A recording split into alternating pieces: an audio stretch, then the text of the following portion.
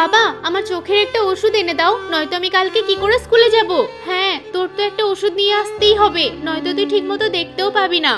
এই রামু, আমি একটা দরকারি মিটিং এ যাচ্ছি, কেউ যদি আসে তাহলে তাকে চলে যেতে বলিস, আমার কিন্তু কোনো পেশেন্ট দেখার সময় নেই। আরে ডাক্তার, কোথায় যাচ্ছেন? আমার ছেলের জন্য একটা ওষুধ নিতাম। দেখো ভাই, আমি একটা মিটিং এ যাচ্ছি, এখন আমার সময় নেই। ডাক্তার শুনুন না, আমার ছেলের চোখের অবস্থা খুব খারাপ, কালকেও স্কুলে যেতে পারবে না। তোমাদের মতো গরিবের ছেলে আবার পড়াশোনা করে কি উন্নতি করবে? একদিন স্কুলে না গেলে কি হয়? আরে আপনি এভাবে বলছেন কেন? আপনার বাবাও হয়তো একসময় গরিব ছিল।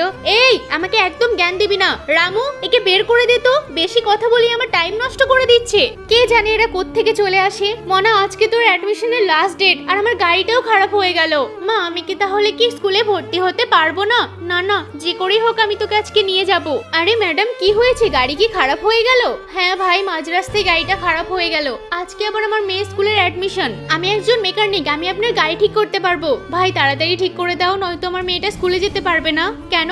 এক বছর না যেতে পারলে পরের বছর ভর্তি করে দেবেন, তাহলেই তো হয়ে গেল। আরে ভাই, পড়াশোনা নিয়ে এসব কথা কেউ বলে নাকি? বাচ্চাদের পড়াশোনার জন্য সবসময় সতর্ক থাকা উচিত। ও, শুধু এটা গরিবদের জন্য না, বড়লোকদের জন্যই, তাই না? ও, তুমি তো সেই লোকটাই না যে নিজের ছেলের জন্য ওষুধ আনতে এসেছিলে। ভাই আমাকে ক্ষমা করে দিও, ওই দিন আমি তোমার সাথে অনেক খারাপ ব্যবহার করেছি। এই নাও ভাই, এই ওষুধটা তোমার ছেলের চোখে 3 বার দিয়ে দিও, আর এটা খাইয়ে দিও, ও একদম সুস্থ হয়ে যাবে, আর ও চোখে ঠিক মতো দেখতেও পারবে।